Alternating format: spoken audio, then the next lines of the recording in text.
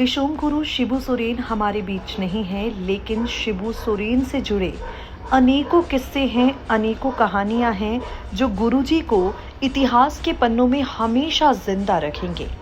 शिबू सोरेन की पत्नी रूपी सोरेन का एक इंटरव्यू सामने आया है। हम आपको बता चुके हैं किस तरह से रूपी सोरेन बताती हैं कि शादी के बाद गुरुजी ने आंदोलन को लेकर अपनी पूरी जिंदगी न्यौछावर कर दी। किस तरह शादी के कुछ समय बाद गुरुजी को हजारीबाग जेल में बंद कर दिया गया और रूपी सोरेन ने अपने पिता की मदद से गुरुजी को रिहा किया। आपको बता दें, जब शिबू सोरेन जेल से रिहा होकर आ गए थे, उसके बाद भी रूपी सोरेन और उनकी जिंदगी आसान नहीं रही। दरअसल शिबू सोरेन आंदोलन को लेकर फरारी में थे। पुलिस ने उन्हें देखते ही मारने का आदेश दे दिया था। कभी कभी वो अपने गांव नेमरा आते। उस पल को याद करती हुई रूपी सोरेन कहती हैं, फरारी के समय गुरुजी नेमरा कभी कभी आते और घर का हालचाल लेने के लिए कभी अपने साथियों को भेजा करते थे। कई बार गुरुजी ने बसंत पाठक को नेमरा भेजा। उससे गुरुजी को बच्चों और परिवार के बारे में जानकारी मिल जाती। पुलिस से बचते हुए वो परिवार से मिलने आते, वेश भी बदल लेते थे। एक बार गांव में ही गुरुजी का सामना पुलिस से हो गया। पुलिस गुरुजी को पहचानती नहीं थी। सवाल किया गया कि क्या पुलिस आंदोलन के वक्त आपको भी तंग करती थी? रूपी सोरेन बताती हैं, 1970 के आसपास पुलिस ज्यादा आती थी, तंग करती। एक बार पुलिस आई तो बहुत सवाल करने लगी और हम चिल्लाकर बोले, ये शिबू सोरेन का घर नहीं है, रूपी सोरेन का घर है।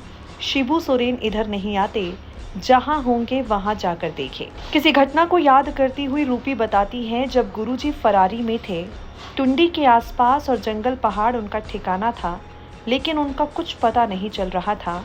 मन बहुत घबरा गया था। तब मैंने और मेरी ननद ने तय किया कि हम खुद जंगल में जाकर गुरुजी के बारे में पता करेंगे। हम, मेरी सास और ननद तीनों जंगल में गुरुजी को खोजने चले गए। गोदी में दुर्गा था। तब हम सभी को बहुत भटकना पड़ा। वो हमारे परिवार के लिए बड़ा कठिन समय था। मेरे कठिन दौर में मेरी ननद हमेशा मेरे साथ रही। गुरुजी आंदोलन करते, महीनों गायब रहते, तब हम घर संभालते, बच्चों को पालते।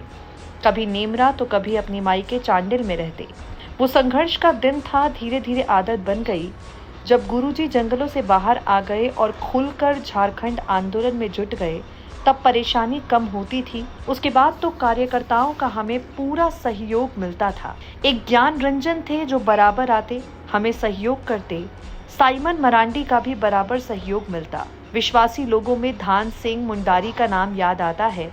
हमको राजनीति से मतलब नहीं था।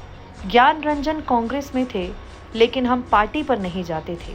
आपको बता दें, गुरुजी की जिंदगी के संघर्ष में रूपी सोरेन ने हर पल हर लम्हा उनका साथ दिया है, मगर आज जिंदगी के सफर में वो अकेली पड़ गई हैं।